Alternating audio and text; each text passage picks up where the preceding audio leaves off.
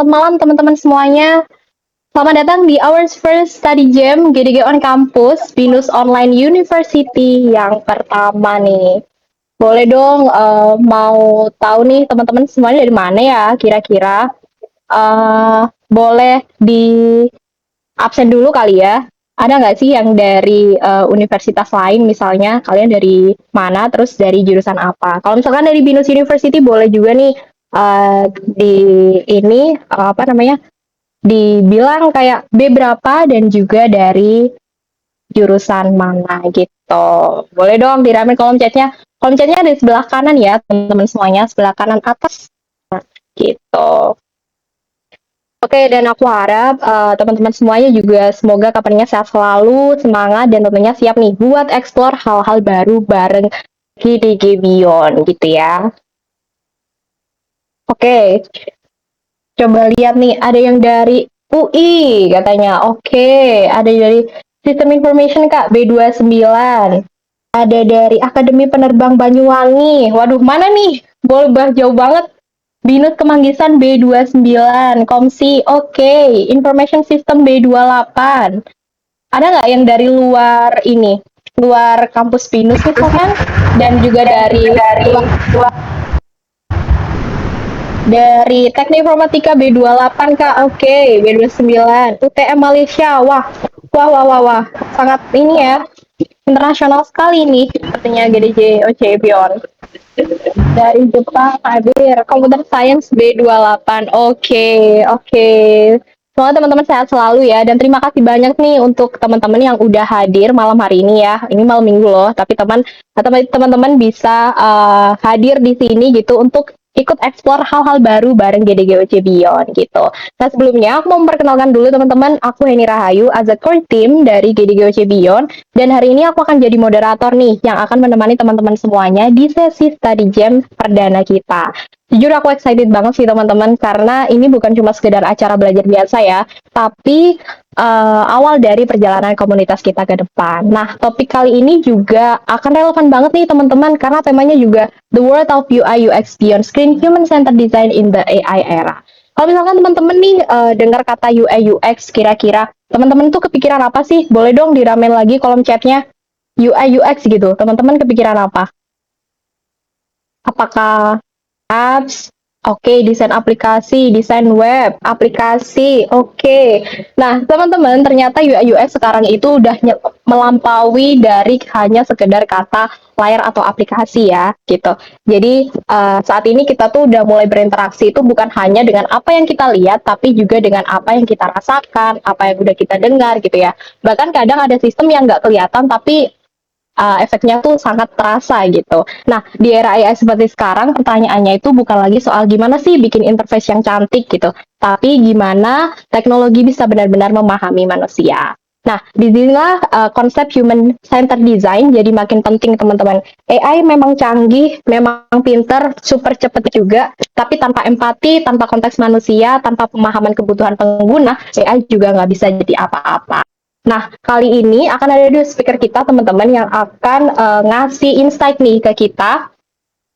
Dan boleh dong aku mau reach out dulu. Yang pertama ada Kak Alila, as a core team test dari bidang UI UX. Boleh dong Kak untuk open mic dulu. Halo Kak Heni, halo semuanya. Halo Kak, sehat? Sehat, excited banget Sehat ya? buat hari ini. Oke, udah semangat banget nih ya Kak ya. Oke, yang kedua ada juga Mas Dimas selaku core team test bidang UI UX juga nih. Boleh dong Kak Dimas untuk di reach out dulu teman-teman. Hai guys semuanya, gimana nih kabarnya malam ini? Udah siap nggak? Harus sih. Halo Kak Heni. Ya halo Kak Dimas. Semoga nanti ini ya seru juga ya ngasih materinya ke teman-teman dari aktif membernya GDG Champion gitu. Oke, Ya, insya Allah Kak. benar. Yang mau aku mention sekarang adalah teman-teman di study jam ini dibuat sebagai ruang yang aman untuk belajar bareng, dan di sini kita nggak perlu kok harus jago dulu atau ngerti sekarang yang paling aku mau mention adalah teman-teman nggak ada pertanyaan bodoh ya di sini. Justru dengan study jam ini kita pengen diskusi bareng, tukar perspektif bareng, dan sama-sama tumbuh sebagai komunitas. So teman-teman nanti silakan santai ya, tapi aktif juga dan jangan ragu nih buat ikut ngobrol bareng teman-teman speaker dari GD Gojek Beyond gitu. Nah, speaker kita yang pertama ada Kak Alilah nih. Kak Alilah udah siap belum ya? Halo, udah siap dong, Kak? Udah siap. Oke. Mungkin nggak usah lama-lama lagi ya. Waktu dan tempat dipersilahkan. Oke, terima kasih banyak Kak Heni. Halo semuanya, salam kenal semuanya. Kenalin, aku Alila.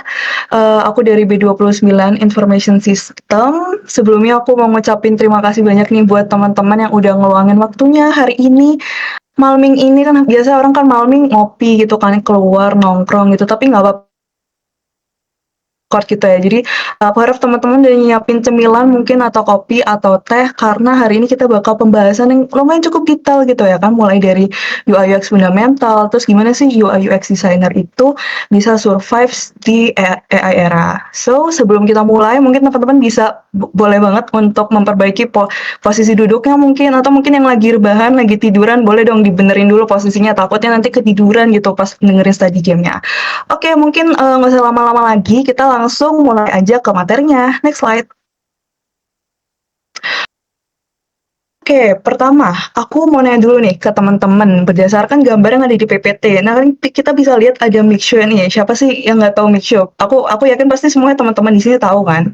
Nah, di minuman pertama itu kayak ada milk tea, terus ada toppingnya kayak ada bobanya gitu. Nah, terus minuman yang kedua itu kayak dia minuman cair kayak cuma air putih, terus kayak ada lemonnya gitu. Nah, aku mau nanya teman-teman nih, menurut kalian kenapa kedua gelas ini tuh pakai sedotan yang berbeda gitu? Padahal kan sama-sama isinya minuman gitu. Boleh dong kalian chat di channel general mengenai pendapat kalian.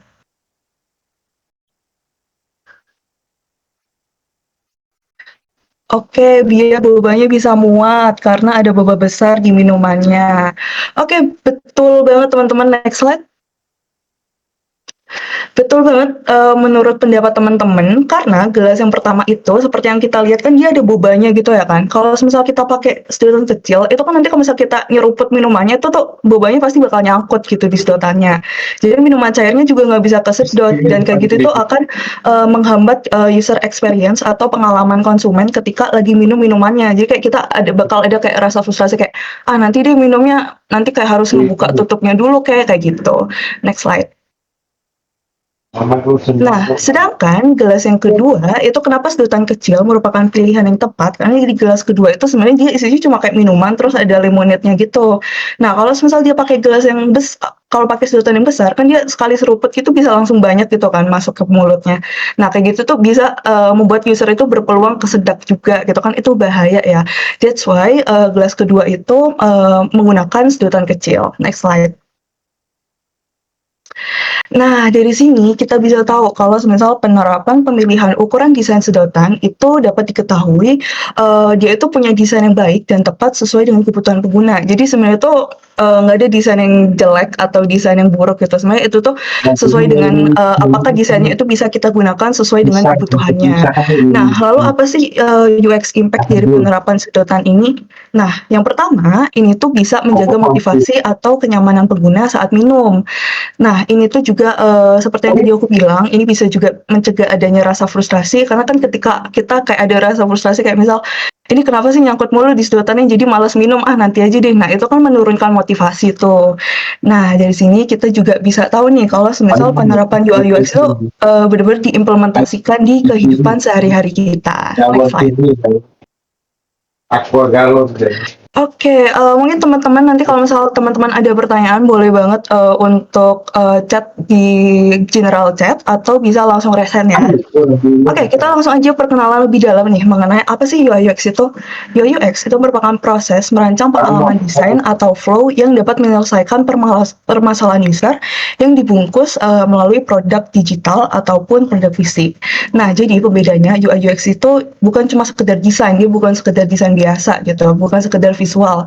Tapi desain dari UI UX itu dia punya value atau punya nilai, di mana nilainya itu dia itu harus bisa menyelesaikan kebutuhan user kayak gitu. Nah, Donald A. Norman pernah bilang, design is really an of communication, which means having a deep understanding of the person with whom the designer is communicating. Nah, sebenarnya kurang lebih desain tuh hampir sama sih, mulai dari desain grafik, UI UX. Itu tuh semua merupakan media komunikasi dari seorang desainer. Jadi desain itu bukan cuma sembarang visual, tapi setiap desain itu pasti ada value dan nilainya. Nah, buat teman-teman juga nih yang pengen belajar lebih dalam mengenai UI UX, aku saranin untuk coba baca atau explore buku dari Donald A. Norman karena itu menurut aku bukunya bagus-bagus banget, terutama buat nata mindset kita sebagai UI UX designer sih. Next slide. Oke, menurut kalian nih UI itu apa sih teman-teman? Coba dong kasih pendapat kalian. UI itu apa?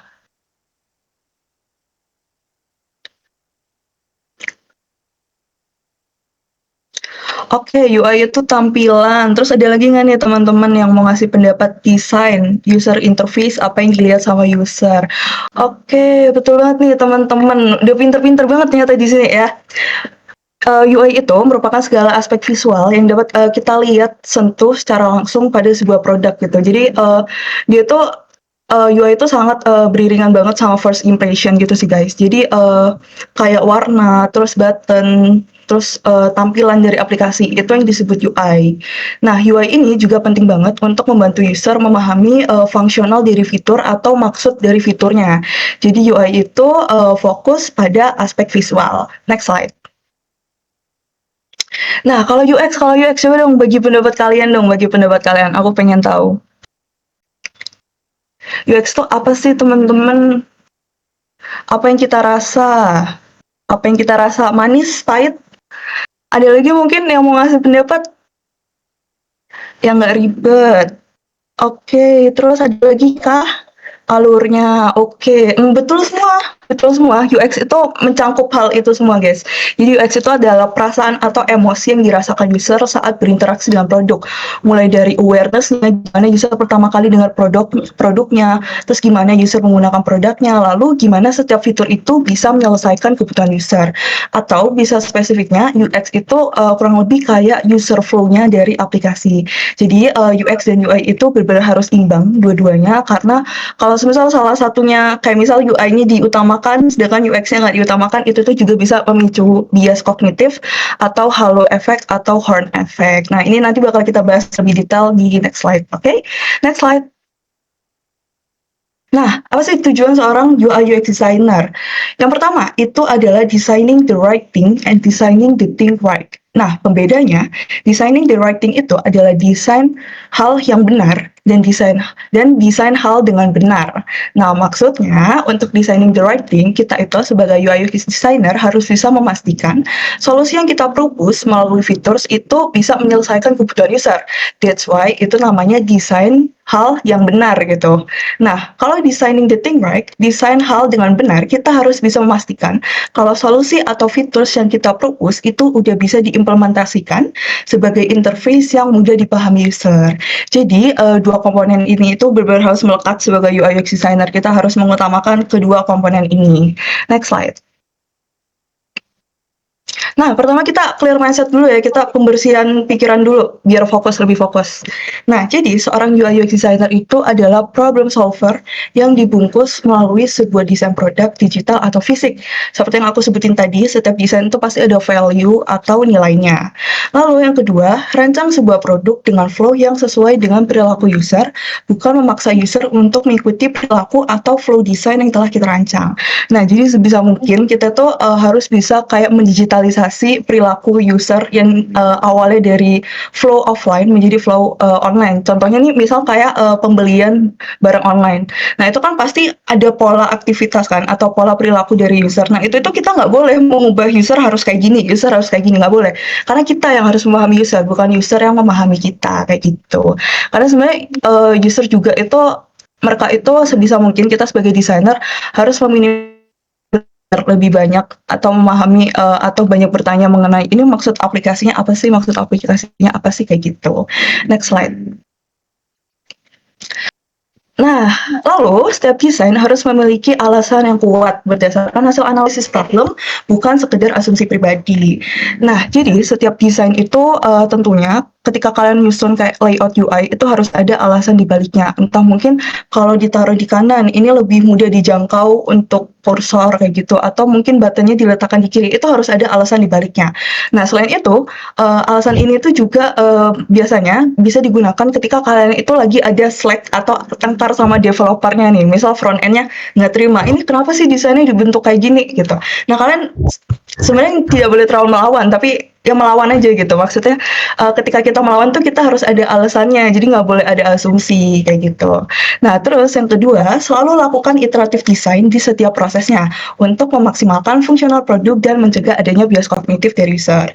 Nah, ingat ya, karena kita kan fokusnya memahami user ya, jadi evaluasi atau feedback dari user itu merupakan hal yang penting untuk bisa memastikan bahwa desain kita itu bisa maksimal untuk menyelesaikan permasalahan user. Teman-teman mungkin kalau sampai sekarang ada pertanyaan gitu boleh banget ya untuk ngechat di general atau raise hand gitu. Next slide.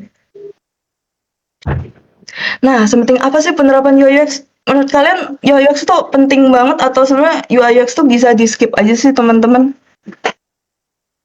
Coba-coba kasih pendapat kalian nih. Pentingnya kenapa tuh? Pentingnya kenapa tuh?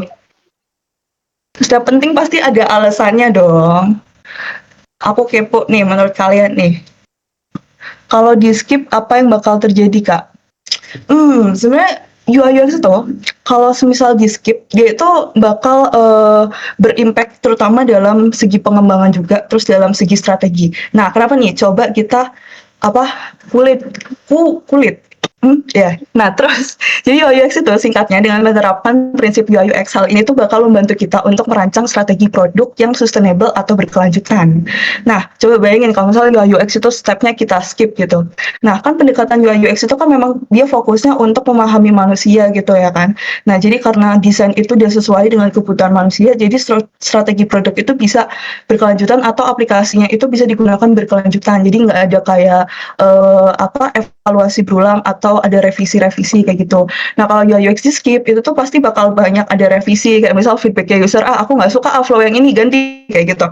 Nah, itu kan akan timeline juga ya kan, timeline pengembangan kayak gitu, dan juga itu juga bisa mengeluarkan cost yang lebih banyak lagi.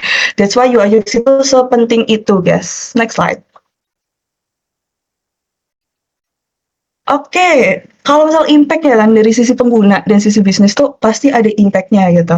Nah, yang pertama dari sisi pengguna itu mengurangi rasa frustrasi, menciptakan rasa nyaman dan juga membantu pengguna menyelesaikan kebutuhan dengan lebih cepat dan akurat.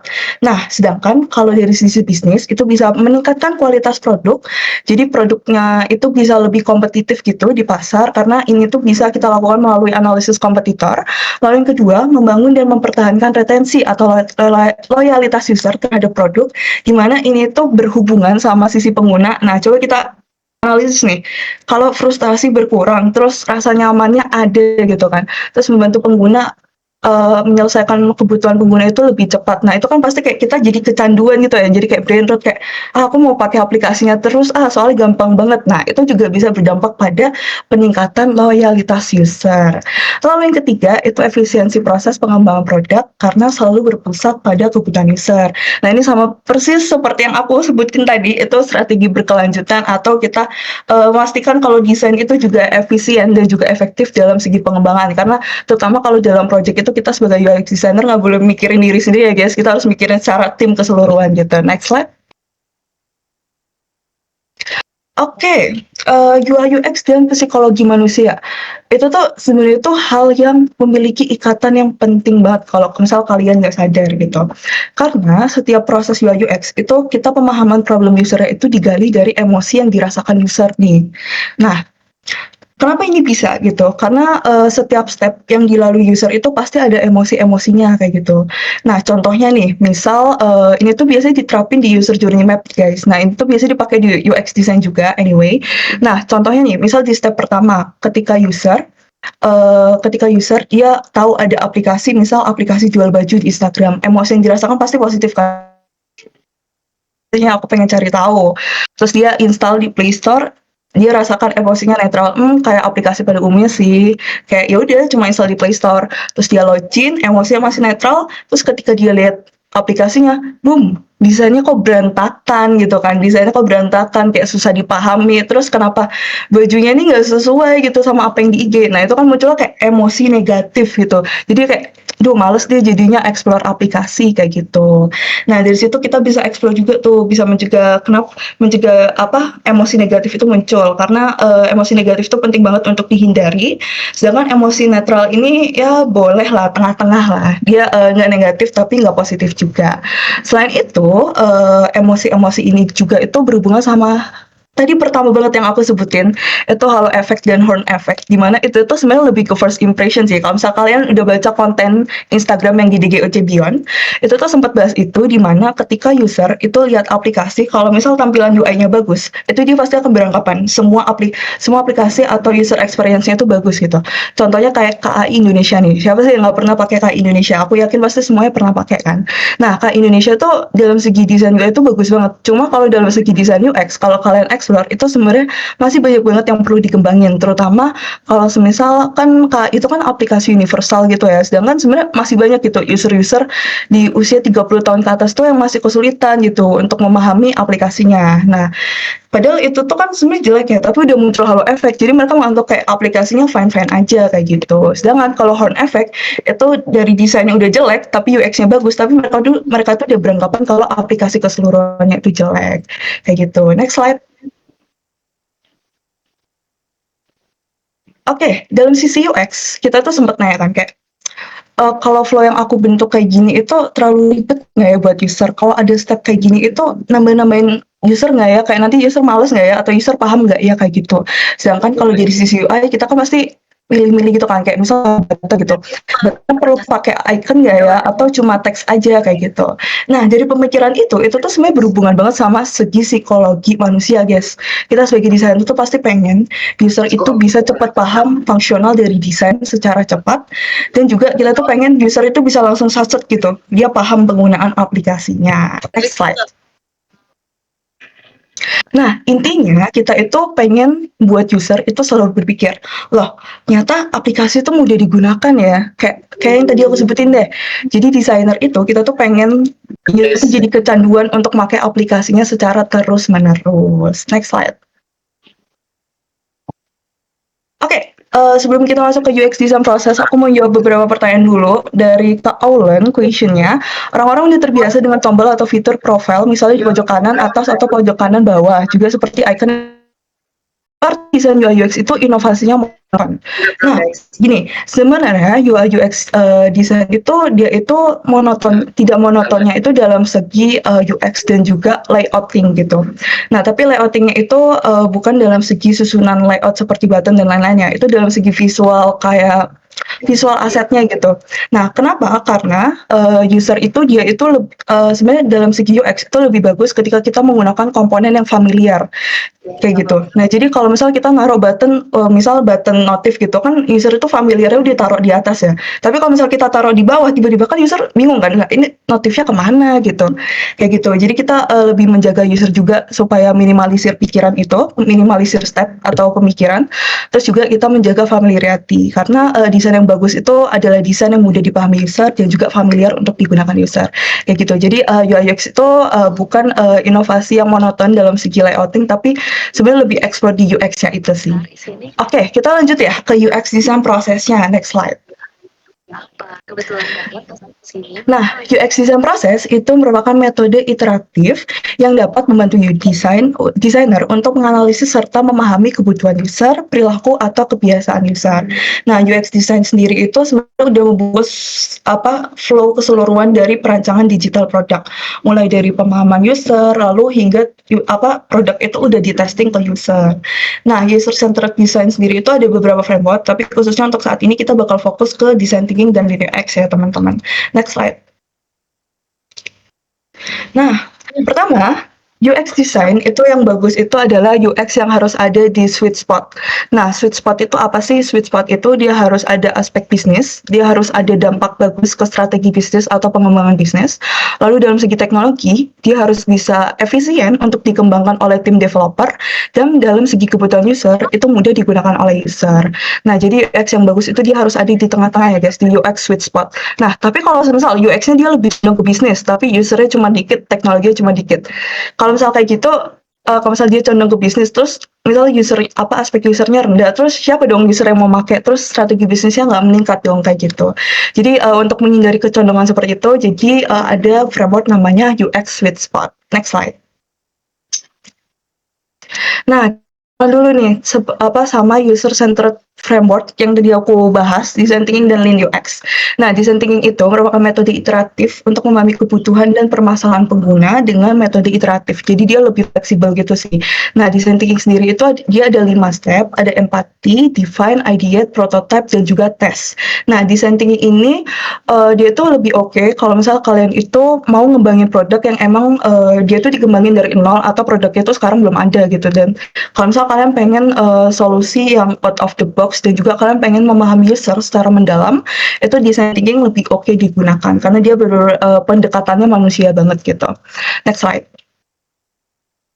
Sedangkan kalau Lean UX dia itu metode iteratif yang lebih singkat dibanding design thinking. Tadi kan design thinking ada 5 step ya.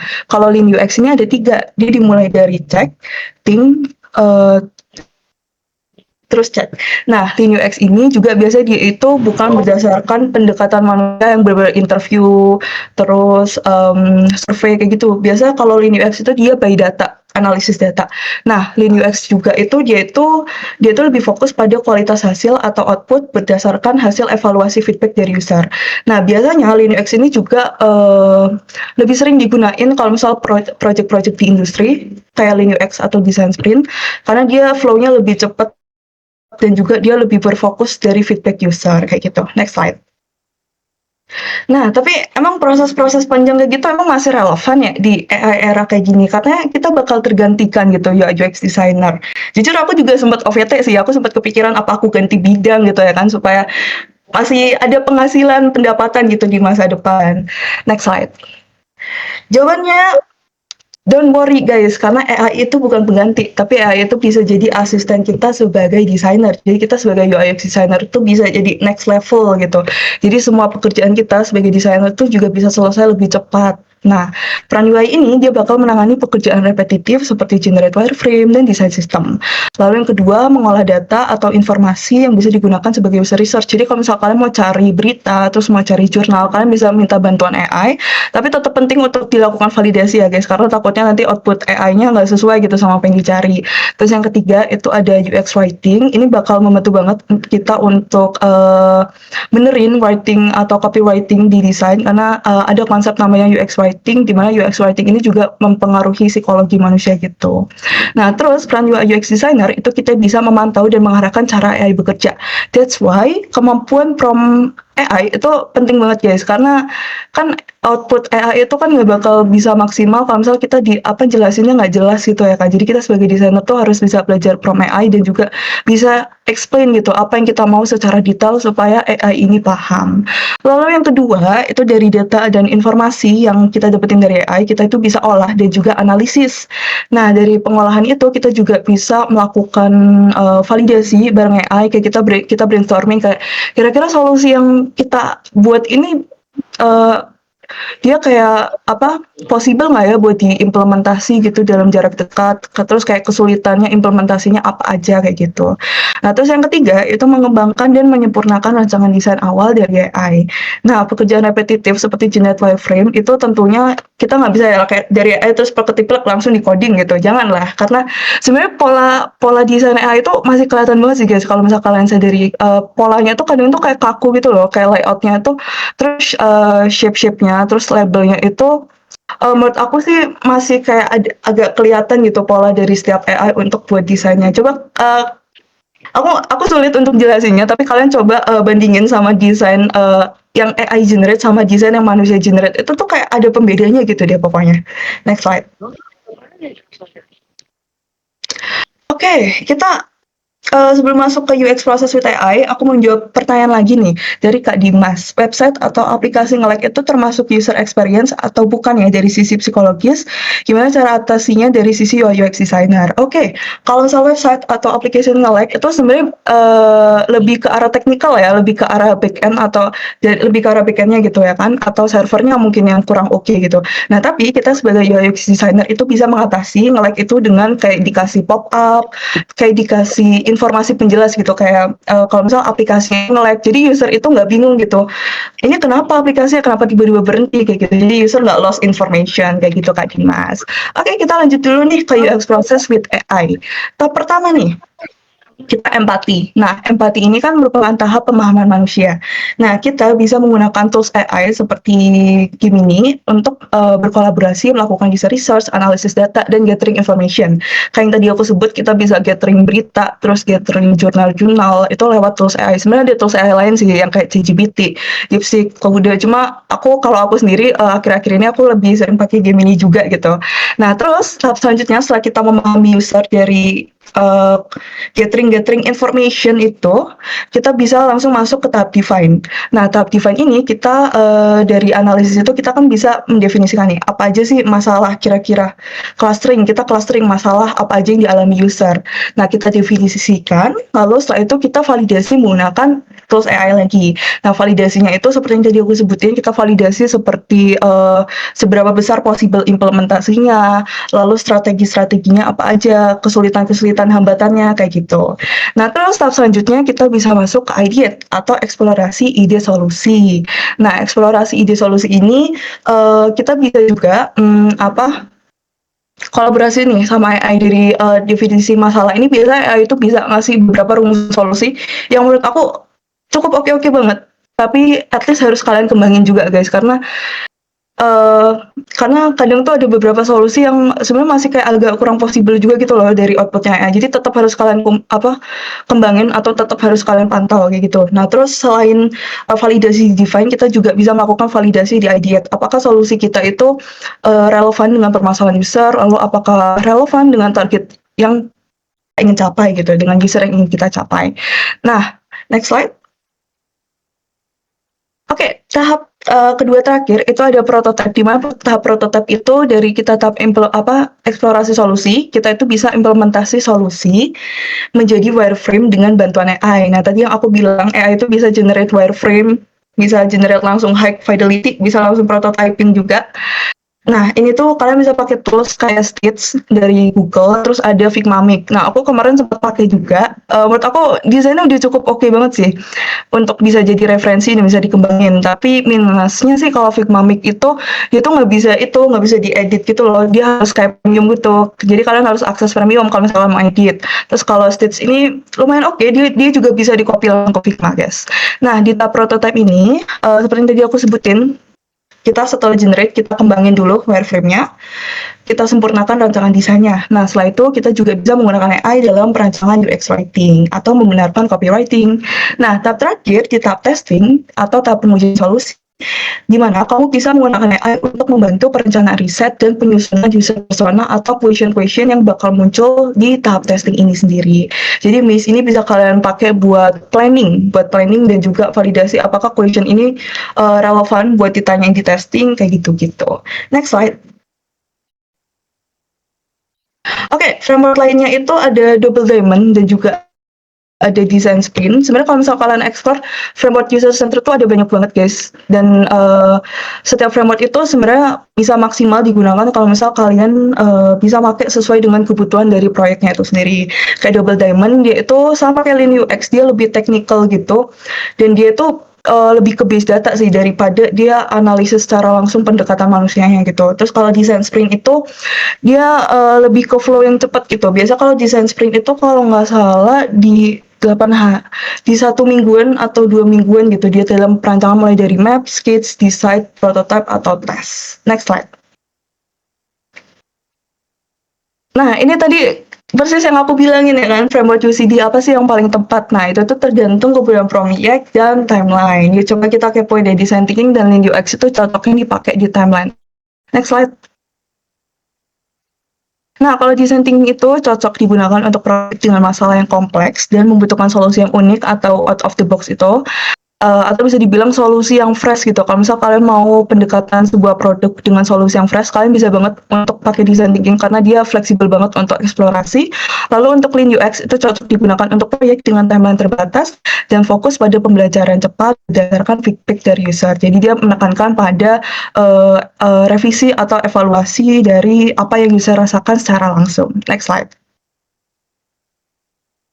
Oke, ada yang nyadar nggak nih hal yang unik dari setiap framework itu sebenarnya polanya tuh hampir sama. Kayak diawali dari pemahaman user, lalu diakhiri sama testing. Nah, kan polanya sama kan? Nah, dari sini itu tuh sebenarnya setiap desainer itu nggak pasti punya pola kerja atau UX design yang sama. Biasanya itu design thinking atau Lean UX itu cuma dipakai patokan gitu. Kayak misal patokan dia pakai empati, terus dari empati ini dia bisa langsung loncat ke ide karena sebenarnya setiap UX design itu dia prosesnya itu cukup fleksibel gitu sih guys. Next slide. Oke, dari aku penjelasan dari aku mungkin cukup ini, tapi aku mau jawab beberapa. Oke.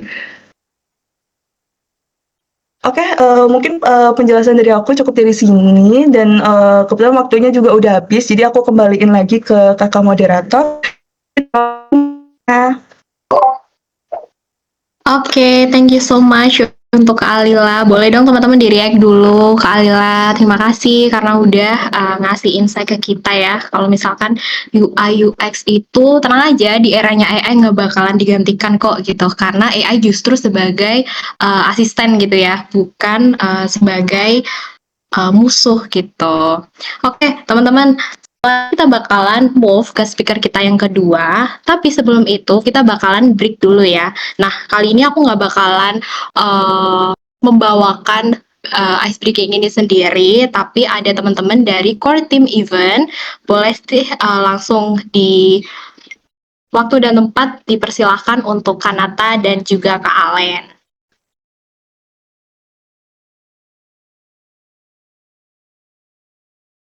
Oke, halo teman-teman.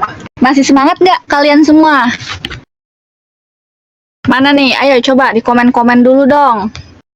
Apakah kalian semua masih semangat? Karena kita habis ini akan break dulu ya. Breaknya ini tuh bukan kalian out dari bukan meeting ya, dari room atau menghilang gitu. Tapi kita main game ya.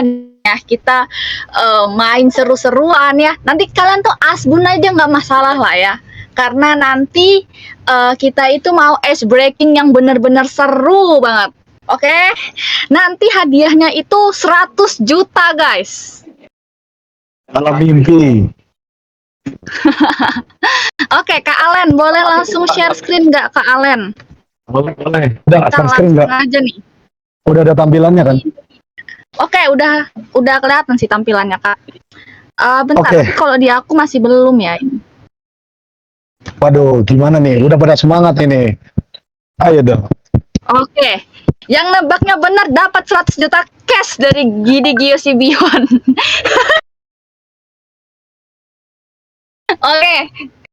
Oke, siap ya guys. Oke Kak Alen, boleh di next. Oke, kita masuk ke pertanyaan pertama. Ayo, di next. Suku apa yang berkeliaran? Ada yang tahu nggak? Suku apa yang berkeliaran? Ini udah gerak belum ya? Udah gerak Kak, aman. Oke. Ayo, Ada yang tahu nggak? suku apa? Suku yang apa suka yang berkeliaran? Sumpah itu gampang banget suku yang suka keliaran, guys. Iya, kalau kalian ke kampus-kampus tuh Menurut pasti kalian sering lah apa? lihat lah. Waduh, ini yang itulah yang apa ya, suka bawa tongkat pentungan itulah. Itu ya suku apa? Suku apa itu? Suku macan. Suku apa ya? Suku. Apa ya? Ayo. Wah, wah, betul. Kak Ilham betul. betul. Keren. Security. Oke, jadi jawabannya adalah security. Terlalu gampang ini, guys. Terlalu gampang lah inilah. Agama. Oke, kita lanjut yang kedua. Kenapa Kak pop Len. itu Kenapa panas? Kenapa panas? Karena diseduh. Karena kenapa? Ada yang Ayo tahu nggak? guys, kenapa dia Karena panas? dingin itu sikap dia. Iya. Karena dia dimasak pakai air panas. Kalau dingin pop Ayo ice. jawab. Jawab guys. Kalau dingin pop Ada yang tahu? ice. Kalau dingin itu dia. Waduh. Kak Kenapa Dimas kamu- kenapa nih? Set boy ya? Kak Dan- Dimas, siapa itu Kak Tama? Karena nggak ada esnya. Oke. Ayo, ada yang tahu Boleh nggak? next kalian langsung Oke. diambil. Jadi jawabannya adalah soalnya kalau dingin pop ice. Sik. Aduh, tadi kayaknya ada yang bener deh yang jawab pop ice. Ada yang benar. Sik.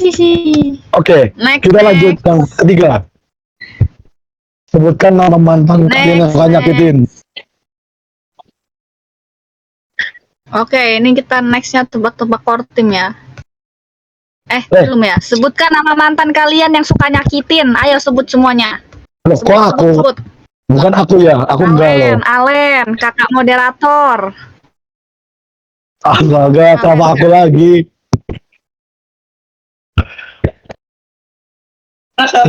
Mantan, Mantan Ibu. pres. Wey. Ini kenapa Mantan- moderator ice breaking-nya malah aku lagi? Ini nggak ada selain Allen apa ini? Pas aku sih. Nggak ada. Soalnya kita di sini tuh membuli Kak Alen. Natali, Kak Tama parah banget cuy. Pak Mas Agus. Mas Agus, Alen mantannya 100. Astaga. Alen, Acel. Kak Alen kasihan banget ya, terbuli sekali. Iya. Oke lah ya. Mungkin karena udah jawabannya Allen, kita lanjut deh yang keempat. Next. Oke, kita akan Ayo masuk kita ke wajah baca korting. core team. Yang pertama adalah Tebak, cepat. Ini siapa? Tebak. Elunya kortim. Kalian buka IG Gidi Geosebion.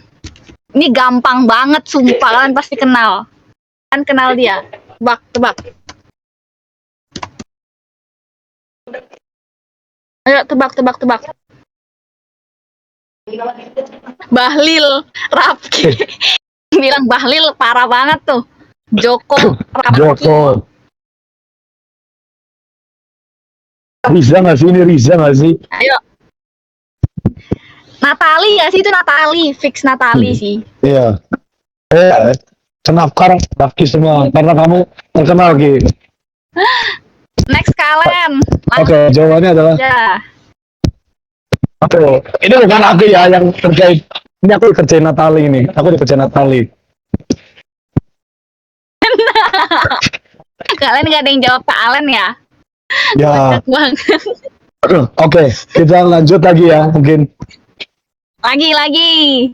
Siapa di Siapa? balik kucing imut ini? Ini Yang gampang tahu banget. Ini gampang banget. kalian on cam dong. Coba aku on cam ya. Tebak. Gak bisa on cam, deng. Siapa? Ayo. Aras, Siapa di balik Rafki. kucing ini? Bisa gak sih? Selain Rafki, Aras ada nggak gitu? Bener AI sih. AI, Natali. Itu jelas Rafki. Kak Natali. Aku sih vote ini Natali sih. Sama. Ayo reveal saja ke Rafki. Alen. Oke, kita lanjut. Apa jawabannya adalah? Ya. Kak Rafki. Rafki. Iya. Kata Natali, Rafki imut gitu. Kocak banget. Next. Oke, sekarang kita masuk ke tebak film. Yang tahu nggak? Ayo. Ini film apa? Ya. Ada jawaban sama semua nih kayak Langsung reveal gampang. saja Kak. Langsung Langsung reveal. aja lah ya. Nah, benar itu iya ini. Oke lah ya, kita langsung aja lanjut aja. Kita sekarang tebak hewan. Ada yang tahu nggak ini hewan apa ini? Tebak. Jangan ada yang nyebut namaku lagi ya ini. Jangan ada yang tebak namaku lagi nih. Marmut, Alfred. buaya, marmut gak sih? Zootopia, Easy, anjing. Alen, kucing, alen, ayam, naga hitam. Rivel Itu saja alen. Kayaknya nggak ada yang benar jawabannya nih. ya jawabannya adalah ular berbahasa kucing. Tapi mukanya kayak mirip buaya sih. Nggak bisa enggak. Oke lah, kita lanjut. Siapakah dia? Apakah dia hantu? Tahu nggak? Ayo Ini jawab. siapa? Siapa dia? Siapa? Anda tahu nggak? Siapa? Ayo tebak. Ini Tama sama Raffi punya dendam apa ya sama aku, jawabnya Alen lagi. 100 jutanya dikali berapa ya? Jadi ini. Kayaknya nggak ada yang bener nih kak. Aduh, masa nggak ada yang benar sih? Oke lah ya. Natali, parah Nah. banget sih kok Natali. Raffi buahnya. Rivel sajalah ke alen, nggak ada yang bener Oke. nih. Jawabannya adalah ya anjing poodle. Kan tadi tebak hewan, bukan nama orang ya.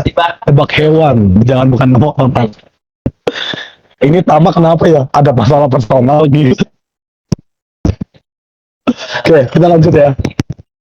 Oke, ada yang tahu nggak ini hewan apa? 90% orang salah menjawab ini. Ada yang tahu nggak? Ini mah Ayo, tebak.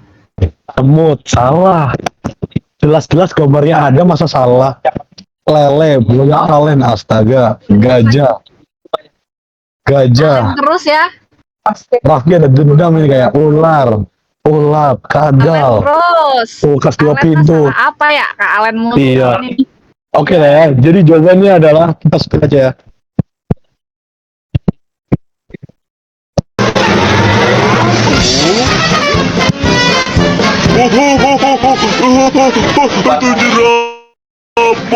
Ayo les, habis ini kita les ya guys. Tadi ada suaranya nggak? Nih. Jadi jawabannya adalah jerapah. Jerapah. Itu kata Iya, Patrick ya gitu. benar. Aku ngikut kata Patrick gitu. Lagi Udah. guys. Next. Les. Siapakah dia? Oke, les. Cepat, tebak. Ini siapa? Ini core team lagi guys, core team. Kortim. Siapa ini? Core team. Itulah ada quotesnya tahu hidup ini bla bla bla. Iya. Kalau kalian suka stok Kortim, harusnya tahu nih siapa. Ini pasti Mike Kisah Alen, astaga. Ada itunya. Bukan Alen, kalau aku bahasa itu bahasa India itu. Aku quotesnya itu bahasa India. Ayo. Next. Jawabannya adalah Ya kita spill. Natali jawabannya. Oke, kita lanjut aja kali ya. Oke, Next. lanjut. Siapakah dia? Apakah dia Kortim? Ada yang tahu nggak? Ayo, sumpah ini gampang banget.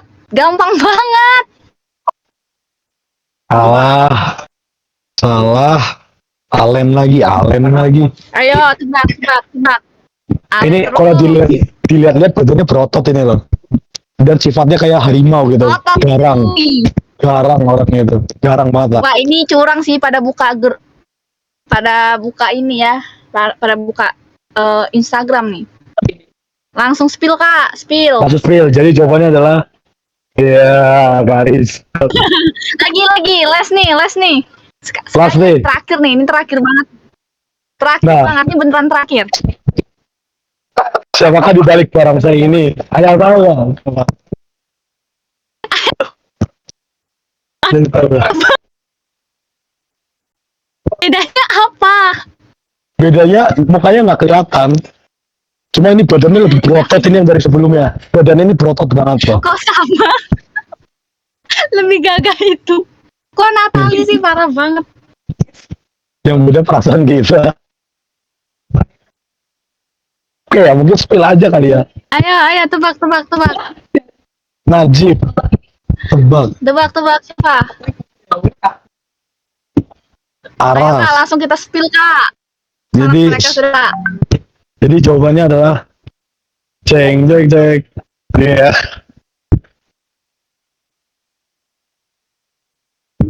Ini Dia Natali ini. Nah, habis. Yeay. Oke, Xie Kasia, thank you dan terima kasih.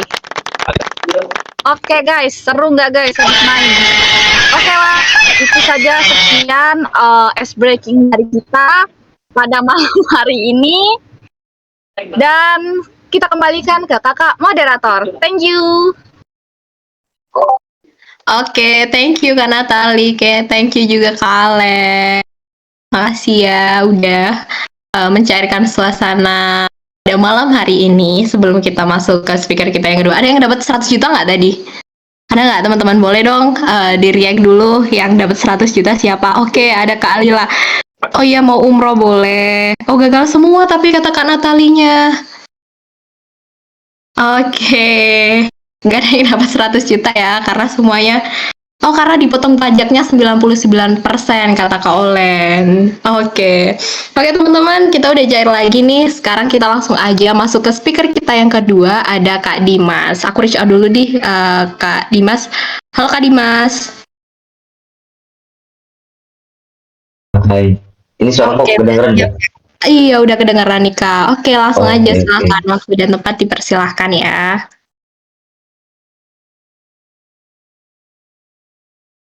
Oke, gimana nih semuanya setelah dengerin dari penjelasan kalian tadi itu dari sesi pertama ya? Oh ya, sebelumnya minum dulu dong. Di tumbler kalian kita minum terus panang gitu sih. Buat next ke materi selanjutnya. Oke. Oh ya guys, suara aku kayak agak gimana gitu kan, beda kayak gitu. Agak flu dikit sih hari ini. Oke, mungkin langsung aja ya. Ngomong soal desain UI, desain fundamental nih. Pasti fundamental itu ya fundamental dasar yang gimana mendasari sebuah UI design itu agar kerja secara baik, yang dimana itu user itu bisa memahaminya dengan secara efisien seperti itu. Nah, oke, nah bisa teman-teman lihat nih ada beberapa kayak submit, cancel, help, tahu nggak ini komponen apa sebelum langkah ke materi berikutnya nih. Mungkin udah ada ya kayak teman-teman ngalamin ini button warnanya kok gelap banget ya, terus klik warnanya jadi berubah, ini fungsinya apa sih? Oh ternyata ke hover nanti lari ke action yang sebelah ini, terus kalau cancel nanti berubah lagi warnanya. Nah ini nanti komponen ini kasarnya itu komponen yang dasar banget sih teman-teman, namanya itu button gitu sih, dan dimana button itu ada beberapa macamnya kayak gitu. Oke, nextnya kak, selanjutnya. Nah, benar nggak sih yang aku bilang tadi yaitu button, di mana button ini untuk membantu user tuh untuk melangkah selanjutnya. For example nih, teman-teman mungkin udah sering nih dan kebiasaan pakai mobile banking atau bos mau pernah di kantongnya ini di ATM gitu kan, for example di BCA gitu. Selalu deh itu ada button-button yang jelas dan di sisi kiri dan kanannya kayak gitu, dimana semuanya selalu komprehensif dan berhubungan teman-teman. Nggak mungkin ada perbedaan yang sangat jauh gitu antara color base-nya. Pertama kan bisa identik dengan biru, mungkin pakai warna kuning kayak punyanya Mandiri. Oke. Nah, belum mengarah ke lebih detail lagi nih terkait UI component itu, mungkin teman-teman udah tahu juga ya. Di sini sering sharing aja sih, bukan untuk menggurui juga kan. Di sini aku juga lagi belajar juga terkait desain seperti itu. Nah, UI component itu apa sih Kak Dimas? Dan susah nggak sih buatnya Kak? Sebenarnya balik lagi, tergantung membuat produk yang seperti apa gitu. Karena tidak setiap komponen itu dipakai di suatu produk. Ada beberapa agar apa? Agar informasi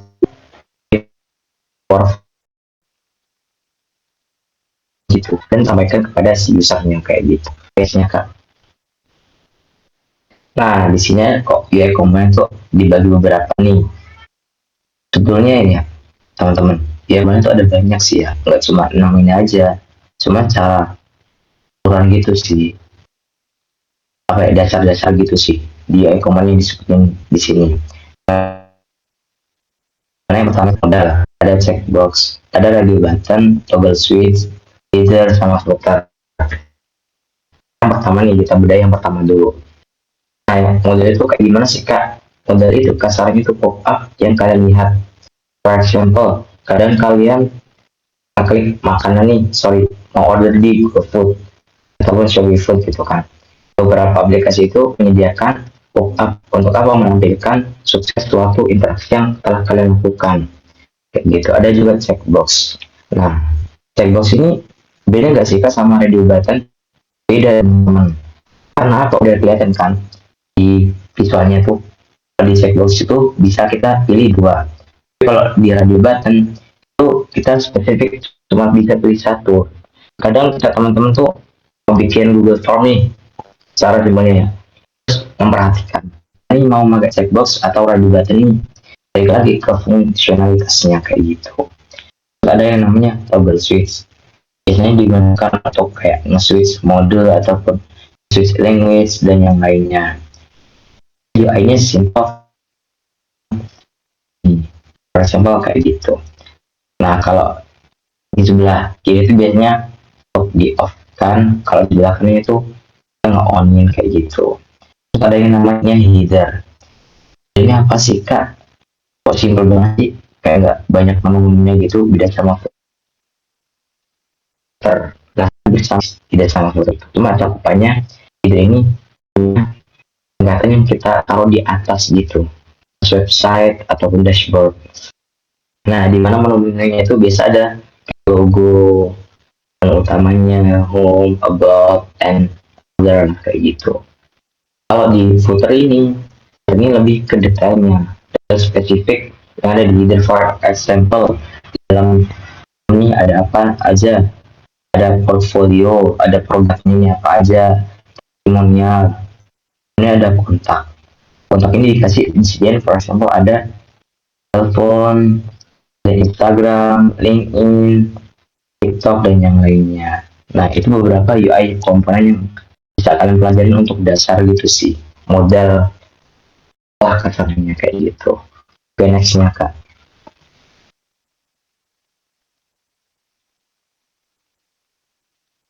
Nah, oke. Oh ya, buat teman-teman misal penjelasan aku terlalu cepat ataupun kayak gimana, ya itu chat aja kayak gimana.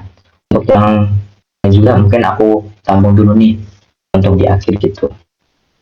Nah, masuk ke yang namanya visual hierarchy ataupun layout.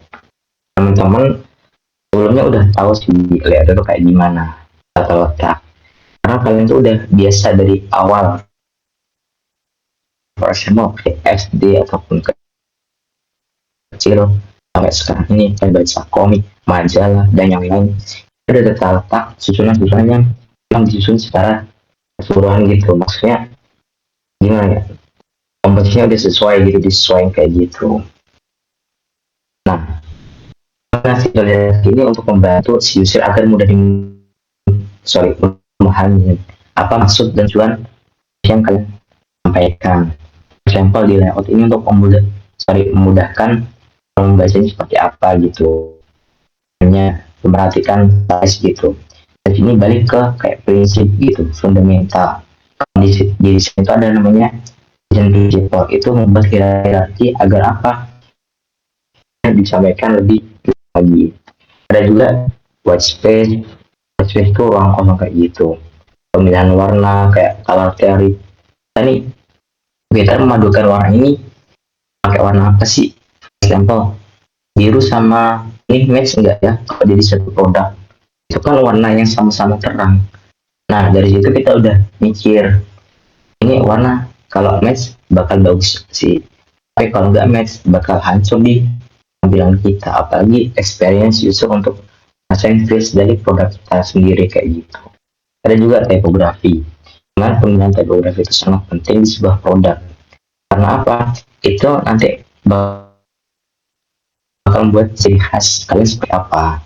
Kemudian ada yang namanya kedekatan. Di mana kedekatan ini dibagi menjadi beberapa guys. For example di menu Shopee ini bisa tahu Shopee Live ataupun iSale, ID Sale dan yang lain-lain gitu lah.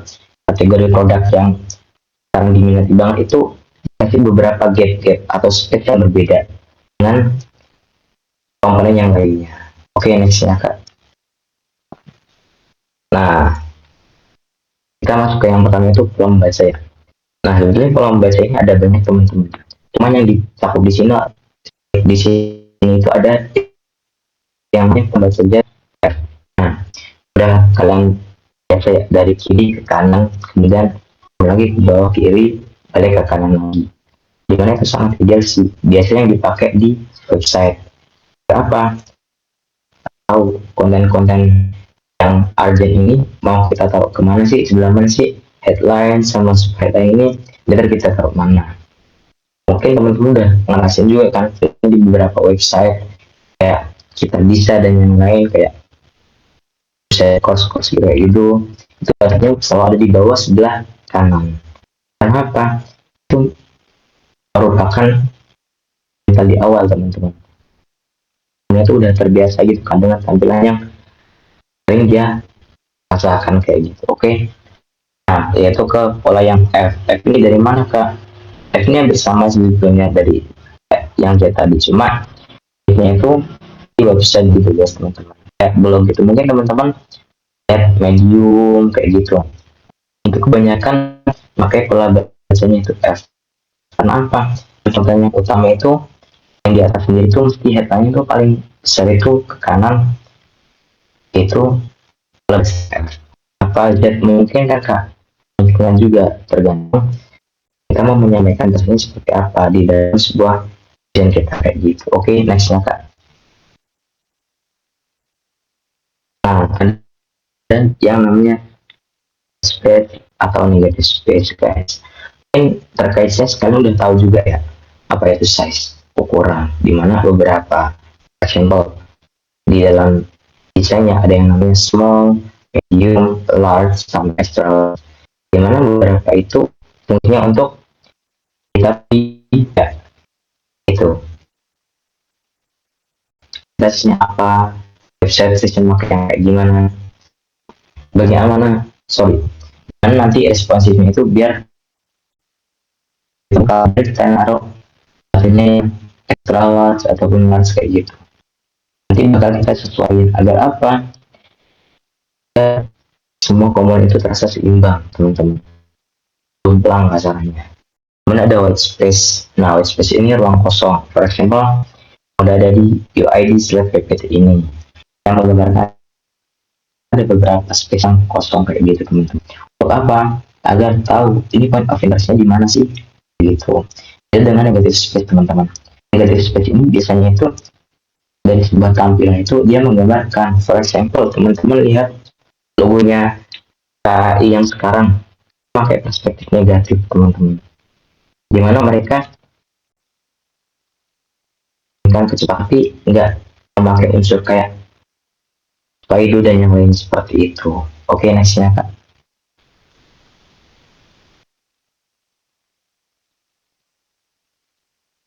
Nah, ada pemilihan warna teman-teman.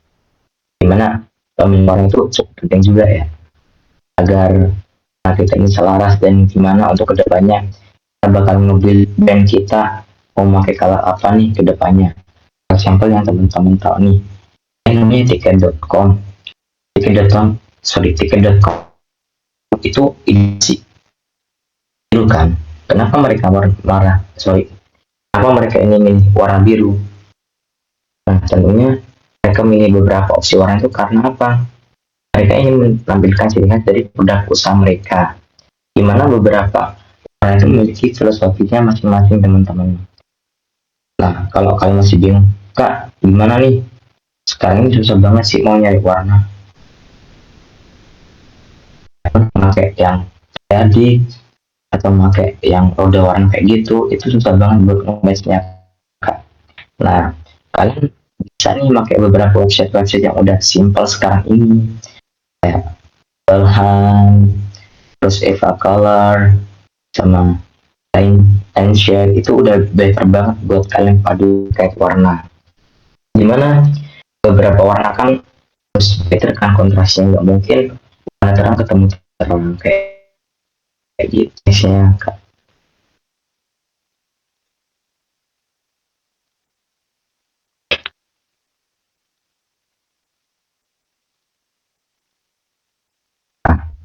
Ada yang namanya color psychology teman-teman, dimana color psychology itu mempengaruhi banget kayak emosional sebuah branding produk. For example teman-teman di button apa nih, button hover itu kalau kita hover nanti warnanya hitam pekat kayak gitu. Jadi dari color psychology itu sendiri nanti teman-teman bakal tahu nih goalsnya branding kalian ini mau pakai color yang kayak gimana, biar apa, biar mereka nanti goalsnya. For example kayak tiket tadi pakai yang warna biru lebih calm atau professionality-nya lebih dapat kayak gitu. Oke, next kak.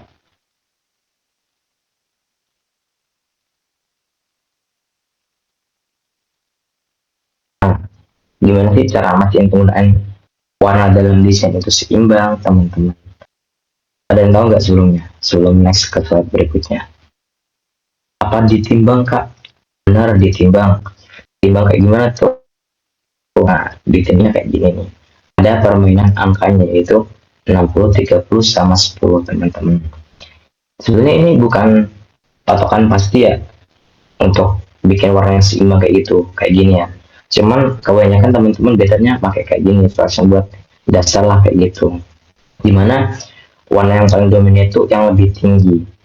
Kemudian yang tengah-tengah itu pakai buat komponennya, warna sekunder. Kan ada primary color, secondary color, kayak dash buat typografi itu ada teman. Nggak mungkin cuma pakai pure biru kayak gini, tentunya kan. Agar apa? Agar mata kita ini tulisnya dapat gitu. Untuk membuat sebuah tampilan UI yang create yang lebih baik dan better lagi. Oke, boleh nextnya kak. Oke, bentar. Ada yang tanya nih, bedanya UI UX dan branding itu apa? Menarik sih teman-teman. Jadi kalau UI UX sama branding ini emang nggak bisa dipisahkan gitu. Kita saling berkaitan. For example, kita mau ngebuat sebuah produk, kita harus punya branding dulu. Mana sih brandingnya ke depannya jalannya mau kayak gimana? Gitu Kak Dimas. Juga yang tanya nih, gimana kalau orang buta warna itu Kak untuk pemilihan warnanya? Oke Kak, kalau case-nya orang buta ini ada namanya itu A11 gitu Kak. Nah, dimana A11 ini beberapa UI UX itu memiliki standarisasi berbeda masing-masing orang gitu, ngebangun warna di produk mereka. Sedangkan terlihat nih, kalau orang buta warna itu warna hijau, kelihatannya warnanya kayak gimana gitu kan Kak. Tapi di sisi lain nanti bakal ada beberapa information di bawah itu menjelaskan terkait fungsionalitasnya itu kayak gimana, seperti itu Kak. Nah di sini slide berikutnya itu terkait ya teman-teman. Kalian tahu nggak bedanya yang serif sama sans serif? Kasarnya itu bersirif sama nggak bersirif deh, yang tegas kayak gitu. Bersirif kayak ikan aja Kak? Nggak dong guys. Ada juga yang namanya font bersirif gitu ya. Serif sama sans serif, dimana kalau bedanya sendiri ya itu nanti mencerminkan produk kalian juga. Kenapa ngebuat fundamental dari awal itu emang susah guys, untuk memikirkan kedepannya better mau pakai apa gitu. Terkadang kan kita pengen beda gitu kan, daripada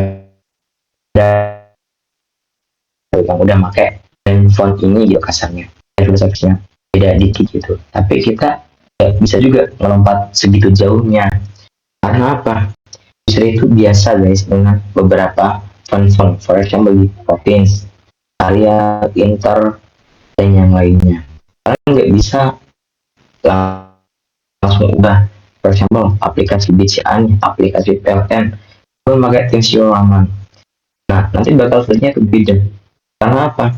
Yang tegas sama yang sans-serif itu berbeda nanti artinya. Kayak gitu. Oke, next ya Kak boleh. Nah, di sini tadi udah aku jelasin nih perbedaan yang sans-serif sama serif itu kayak gimana. Ada juga yang namanya script sama dekoratif teman-teman. Kalau script itu caranya itu kayak ya, kalian biasa nulis Latin nggak dulu tuh. Kalian pernah nggak sih zaman TK gitu tahu itu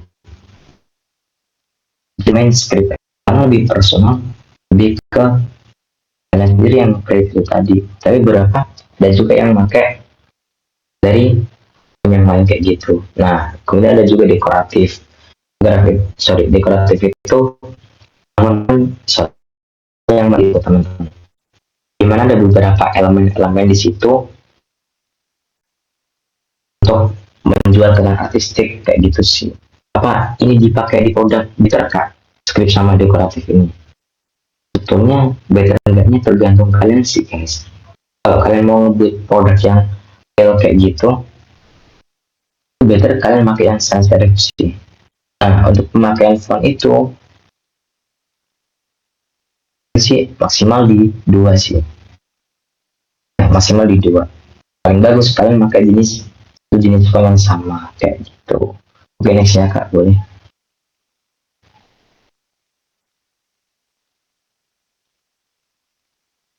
Nah, lagi soal pendekatan ataupun kedekatan. Deket sama suatu hal itu kan biasanya akan merasa beda sih. Dan akan terbawa di kedekatan itu tadi. Di sebuah produk guys, di sebuah komponen yang ada. Dimana elemen-elemen yang berdekatan itu memiliki arti yang sama. Kayak yang aku kasih contoh di aplikasi Shopee tadi. Shopee bisa Shopee favorit hari ini apa, meja favorit hari ini apa, sectionnya berbeda kan. Jadi section dari apa produk yang favorit hari ini itu nanti akan terminimalisir dengan sendirinya. Ini kasih space ke komponen yang berikutnya. Dimana itu juga berfungsi untuk mengelompokkan informasi yang ada teman-teman. Agar apa? Teman-teman ini mau ngasih informasi yang lebih menunjuk ini bagian apa sih ideasinya ataupun produk yang lebih favorit itu ataupun yang kayak gimana kayak gitu. Oke, nextnya Kak. Nah, setelah itu ada prinsip UI design. Prinsip UI design ini sama prinsip desain itu hampir sama aja sih. Tapi ada beberapa hal yang membuat mereka itu beda. For example, di sini ada konsistensi, community, feedback. Nah, dimana konsistensi itu sesuai elemen antara satu sama dengan yang lainnya. Gak mungkin juga di salah satu produk aplikasi football, bola kayak gitu nih teman-teman, booking tiket dan yang lainnya. Tentunya kalian bakal selalu konsisten dengan elemen visualnya, apalagi dengan space dan ukurannya. Soalnya kalau di sesi mobile itu emang agak tricky sih teman-teman daripada di tablet ataupun di website kayak gitu. Kemudian ada familiarity ataupun kebiasaan pengguna. Kayak tadi itu teman-teman tampilan BCA nih yang katanya old banget, tapi UX-nya powerful banget tuh Kak. Ya emang dia buat UX-nya tuh powerful karena apa? Karena mencerminkan mereka itu bilang desain itu biar yang berbicara. Kenapa desain ini biar berbicara Kak? Karena desain ini terkadang kan nggak perlu buat kita jelasin nih. Kita kasih PPT slide begitu banyak meskipun buat ngejelasin sebuah produk. Tampilan simpel masih di MBCA ada button ini, kliknya ke sini masukin pin kayak gini, button kanan kayak gimana, begitu. Kemudian ada feedback. Nah, dimana feedback itu suatu interaksi yang dimana agar desain ini tidak ambigu gitu.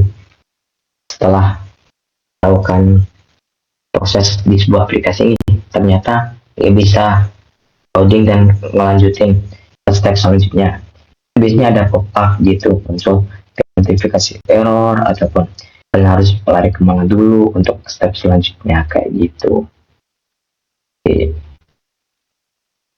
Ada nggak sih kak warna-warna yang dihindari saat desain UI UX?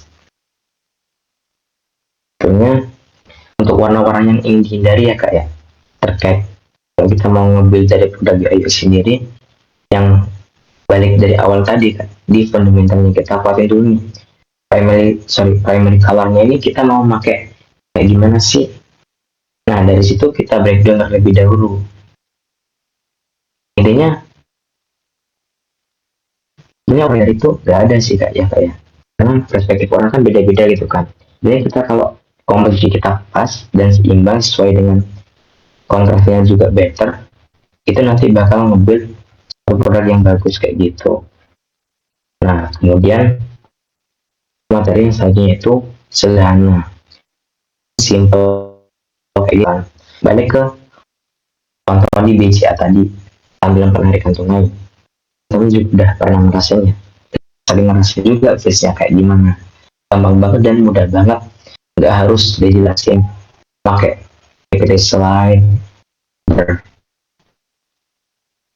halaman-halaman itu berword kayak gitu.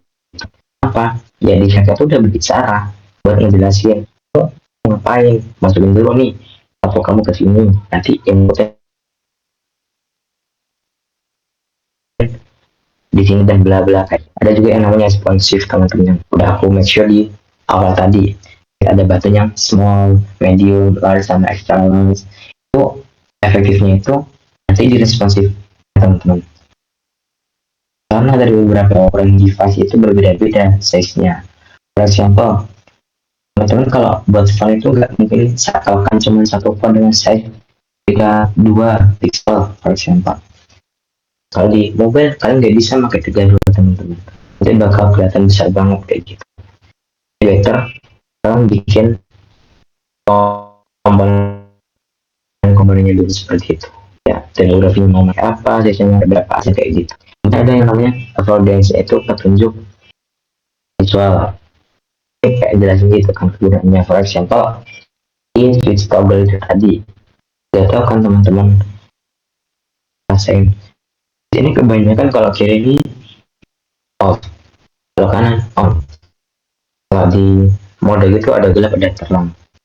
Nah di situ balik lagi ke biasanya si user, nggak mungkin ngasih affordance yang bingungnya yang beda dari misalnya kayak gitu.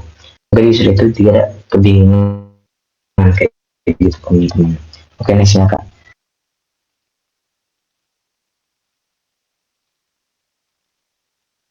Nah kemudian ada yang itu implementasi.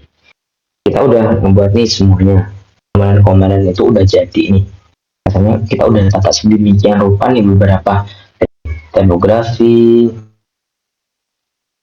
color, kemudian buttonnya, family secondary-nya kayak gimana, kemudian tinggal kita implementasiin. Tapi sebelum kita melangkah ke implementasiin teman-teman, kita harus ngobrol dulu nih sama stakeholders, developer dan yang lainnya, pengembang-pengembang kayak gitu. Untuk apa? Kita berideasi bersama-sama.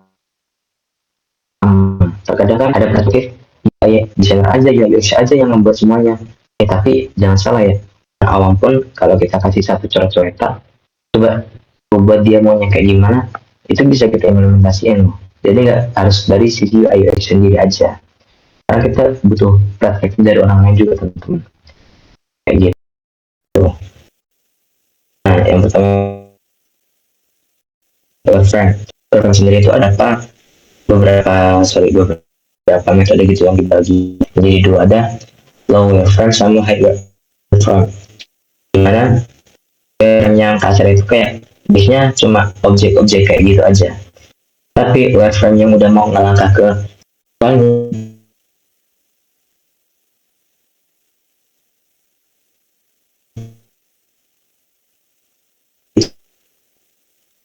ada desain. Nah, kemudian dari website kita ngangkat desain nih teman-teman, agar apa, kita tahu nih desain-desain mana yang harus diimplementasikan kayak gitu. Kemudian ada yang namanya zone for UI design, gimana cara kita berinteraksi di sebuah aplikasi ya. Nah, di sini kebanyakan tampilan-tampilan di sini udah familiar ya teman-teman. Ada yang easy, hard, sama lumayan gitulah buat kita ngejangkaunya. Gimana kalau kita yang easy itu biasanya buat ngelangkahin tombol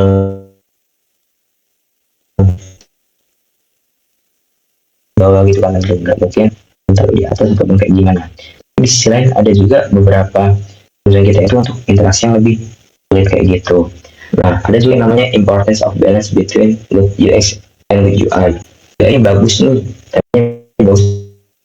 tapi UX-nya buruk banget. Misalnya ada gelas gambar kelinci, tapi nyampe ke mata, sakit gak sih? Ya sakit dong. Ada juga wadah tomat atau saus gitu, ada yang bentuknya di bawah, yang di atas. Gimana kalau yang di bawah itu biasanya itu lebih cepat teman-teman. Saya itu tidak terbisa diatur gitu. Kalau yang di atas itu kebanyakan di atas itu kita harus ngecewatin gitu, kayak susah banget kayak gitu. Ini boleh nextnya kak.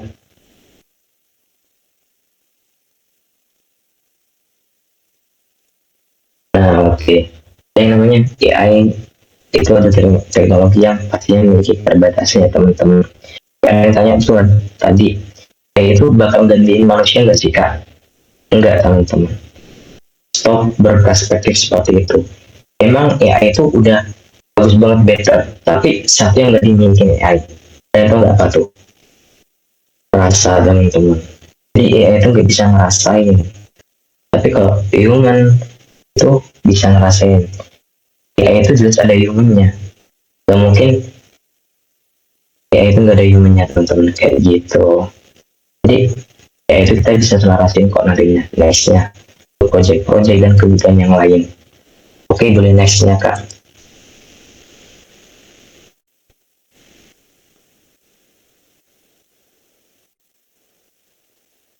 Nah, ini beberapa skill-skill gitu kayak sih teman-teman yang mungkin relevan gitu sih untuk teman-teman build gitu, bangun fondasi dari awal ini. Ada human understanding kayak gitu, yang penting gimana kalian ngerasain sebuah produk, dan problem framing yang kayak gimana, definisi suatu solusi itu kayak gimana, dan AI form teman-teman. Sekarang ini banyak kan AI form kayak gitu, ada critical, analytical thinking, dan yang lainnya. Ada juga UX basement, decision making, gimana cara kita untuk menjelaskan UX itu biar better. Kemudian ada juga yang namanya AI collaboration skill. Nextnya kak.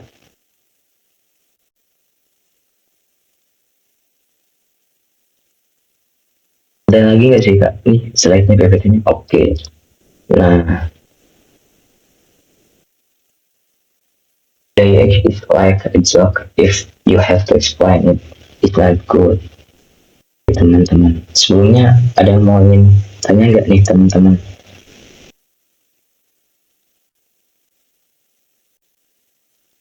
Nggak ada yang mau tanya-tanya santai gitu?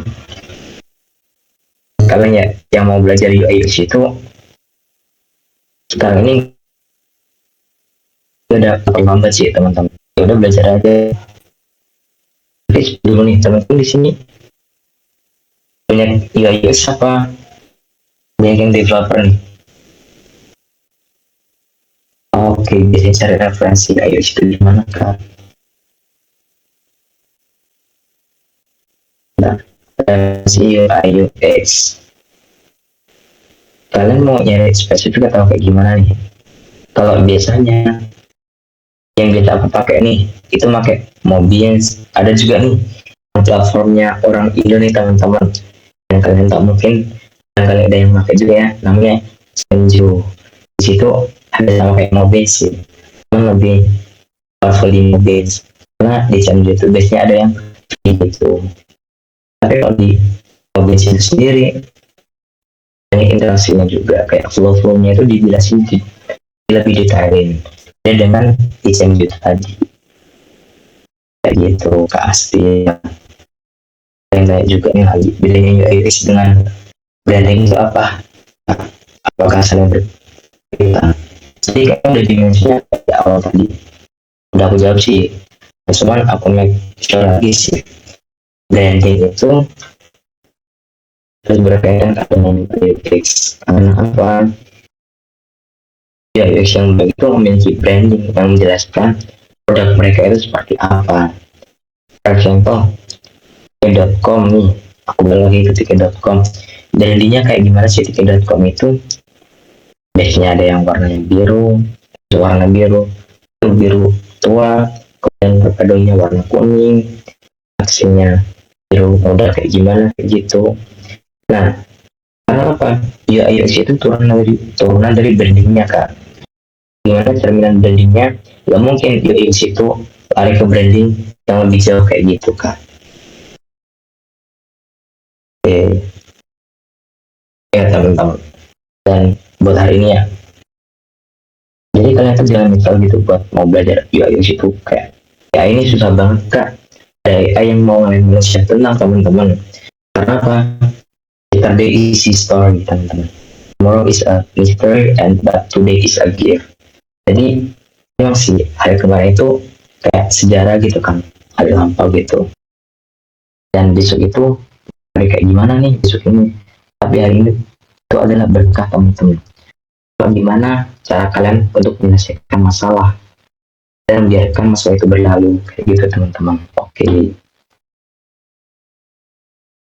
mungkin cukup dari itu sih dan dari aku nih teman-teman, barangkali bisa ada tiktok boleh lah. Oke, thank you kak. Dan ya kembali ke moderator lagi nih.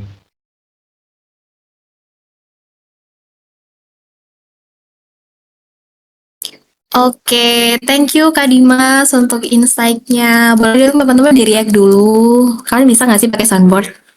Bisa kan? Oke, setelah ini kita bakalan masuk ke sesi Q&A nih. Mungkin teman-teman yang dari tadi kayak mau tahu untuk lebih lanjut gitu ya tentang UI UX bisa banget nih untuk bertanya. Bisa langsung di chat atau di Slido ya teman-teman. Boleh banget untuk diisi dulu nih di Slido untuk yang mau ada pertanyaan gitu ya.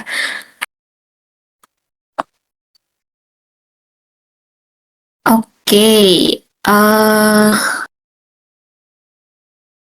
ini tadi udah dijawab ya. Biasanya cari versi mana nih Kak? Gitu. Oke, masuk pertanyaan yang pertama boleh dijawab nanti sama Kak Dimas ataupun sama Kak Alila ya.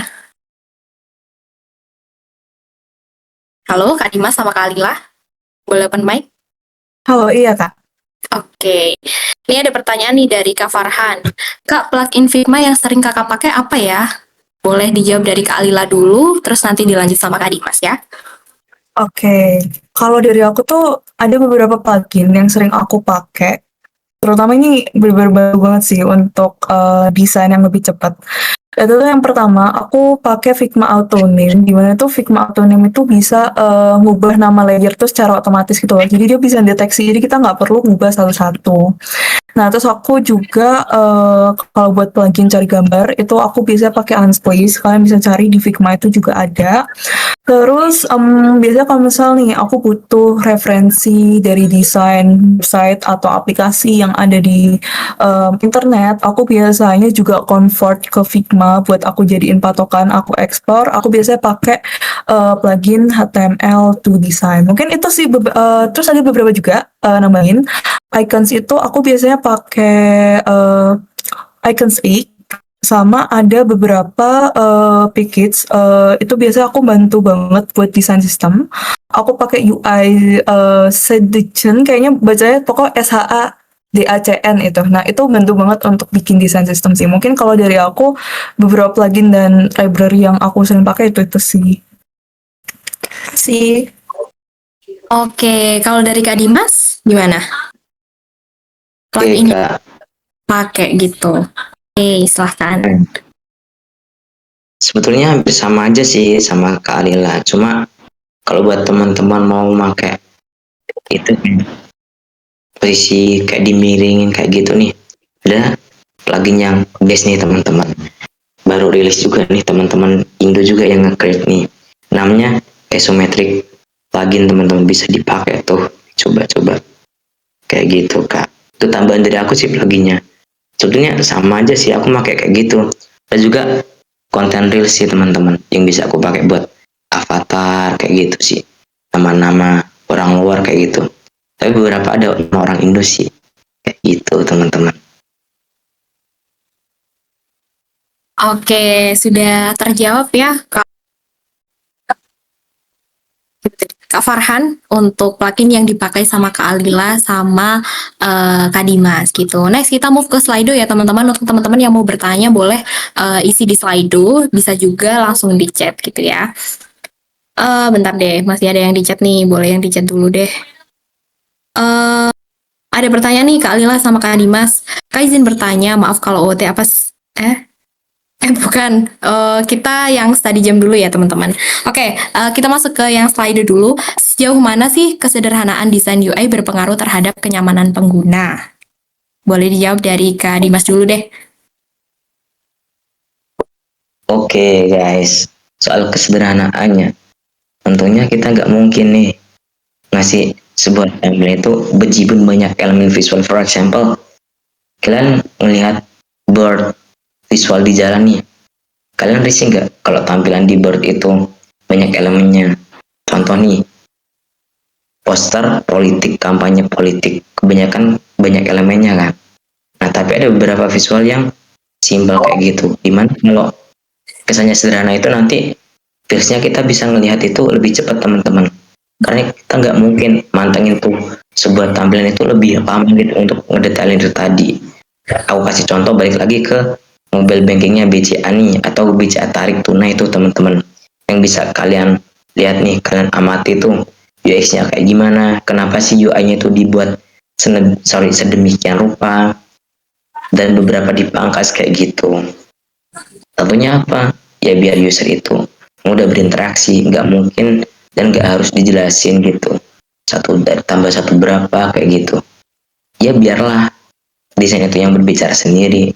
Tapi kalau kita mau nge-create desain yang itu bisa berbicara, kita harus memperhatikan fundamentalnya kayak gitu.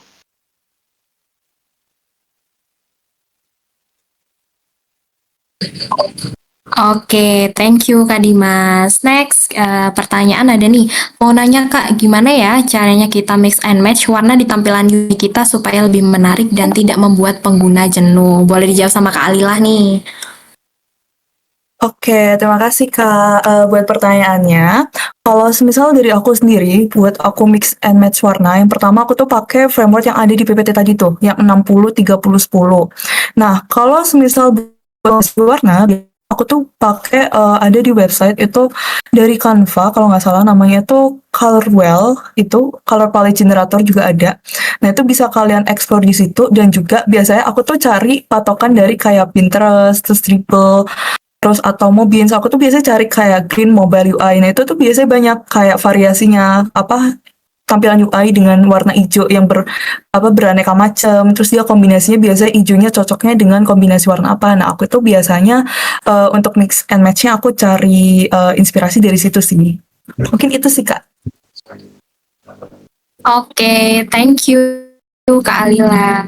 Next, pertanyaannya lumayan banyak ya teman-teman, jadi kita bagi satu orang satu ya, gitu.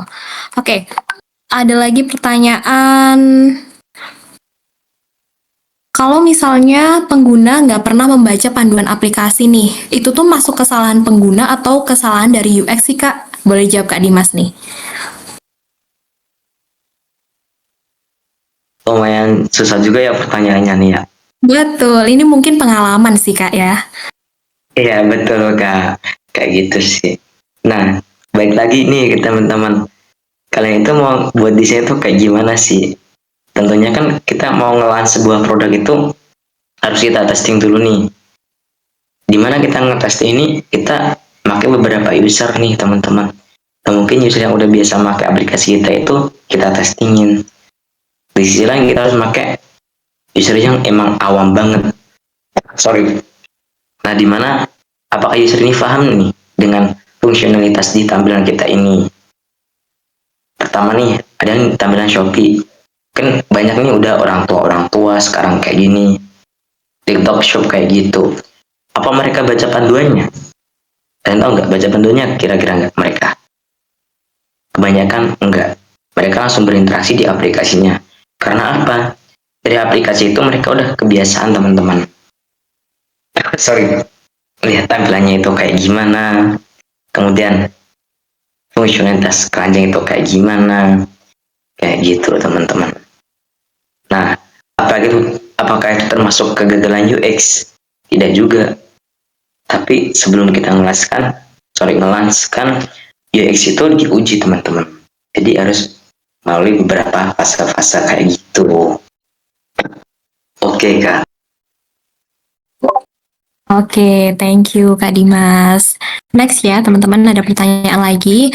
Secara value, lebih besar value generate AI atau buatan manusia? Bagaimana? Walaupun desain AI sekarang masih terlihat kaku, mungkin 5 tahun ke depan enggak. Nah, ini boleh dijawab sama Kak Alila. Silahkan. Oke, terima kasih banyak Kak Henny dan juga terima kasih banyak yang udah bertanya pertanyaan yang cukup bagus nih. Secara value, lebih besar value generated AI atau buatan manusia? Kalau menurut aku sih, kembali lagi ya, kalau misal kita bikin produk, itu menurut aku lebih bagus ketika value generated AI dan value generated yang buatan manusia itu bisa berjalan imbang kayak gitu. Kayak yang tadi disebutin di PPT, karena ada beberapa komponen itu yang sebenarnya nggak bisa dilakukan secara maksimal oleh AI, terutama dalam tahap empati atau pemahaman manusia. Karena kan AI itu bukan manusia kan, secanggih-canggihnya AI pasti ada sesuatu yang nggak bisa kita rasakan gitu sebagai manusia, sebagai sesama manusia. That's why menurut aku sih lebih important untuk punya value yang seimbang ya di dalam pengembangan produk. Nah, kalau dalam 5 tahun ke depan itu pasti banget sih pengembangan AI itu pasti bakal lebih canggih karena di tahun depan udah banyak banget gebrakan barunya gitu kan dari AI apalagi di dunia UI UX. Nah, itu bakal merubah cara pola kerja kita di mana UI UX itu sekarang fokusnya nggak cuma dalam segi bikin UI-nya gitu. Karena mungkin di masa depan kan UI mungkin AI udah bisa bikin se-powerful mungkin gitu kan. Nah, UI UX di situ itu kita bakal berperan dalam segi analisis dan juga kita bikin explain-nya. Kita explain ke AI atau kita mengontrol AI-nya karena AI sendiri nggak bisa jalan kalau misal tanpa ada manusia untuk nge-explain apa yang kita mau berdasarkan hasil user research. Nah, selain itu, kalau misal teman-teman tahu ada konsep baru itu namanya adalah human centered AI. Nah, human centered AI itu adalah proses UI UX yang digunakan dalam proses pembangunan AI. Jujur aku juga baru belajar banget nih tentang ini. Jadi mungkin kalau misal teman-teman ada insight baru boleh banget untuk sharing. Jadi di human centered AI itu dia itu ada beberapa aspeknya. Yang pertama itu AI itu harus bisa menjelaskan statusnya kayak AI itu lagi ngelakuin apa sih. Jadi user itu harus tahu. Nah, user itu harus ada kendali keputusan. Jadi nggak boleh AI itu semena-mena kayak langsung misal ngedelete pesannya kalau semisal AI-nya ngerasa kurang maksimal gitu. Jadi tetap ada kayak apa ya, kayak kendali kontrol dari manusianya gitu. Jadi kayak misal ada tombol undo, terus ada tombol edit kayak gitu. Nah, contohnya tuh kayak fitur autocorrect di HP. Nah, UI-nya itu kan biasanya ada kayak rekomendasi untuk ubah katanya kan. Nah, itu kita bisa batalin. Nah, itu tuh namanya memberikan kendali. Terus yang ketiga itu menangani kesalahan di mana AI itu kan pasti pernah adanya halusinasi output kan. Nah, jadi kita sebagai UI UX itu tetap harus menyiapkan skenario terbaiknya ketika AI mengalami gagal output. Nah, contohnya itu bisa kita kasih tombol kayak bukan ini yang saya maksud atau kita berikan feedback misal icon jempol ke bawah atau ke atas. Jadi AI juga bisa belajar dari kesalahannya. Nah, terus yang keempat atau yang terakhir itu mengurangi automation bias. Nah, seperti yang tadi kita bilang kan pikiran manusia itu kan punya bias kognitif ya. Ketika kita mengerjakan sesuatu pasti mindset kita kayak pengen cepet-cepet selesai. Contohnya kayak kita ngerjain tugas kuliah kan pasti mindset kita pengen cepet-cepet selesai lah gitu. Nah, jadi mereka tuh kadang masih sering gitu asal percaya sama jawaban AI. Nah, that's why kita penting banget untuk bisa merancang AI yang bisa mendorong pengguna untuk bisa cross-check hasil dari output AI kayak gitu. Nah, jadi itu pendekatan baru banget sih human centered AI. Mungkin itu sih Kak Henny dari aku.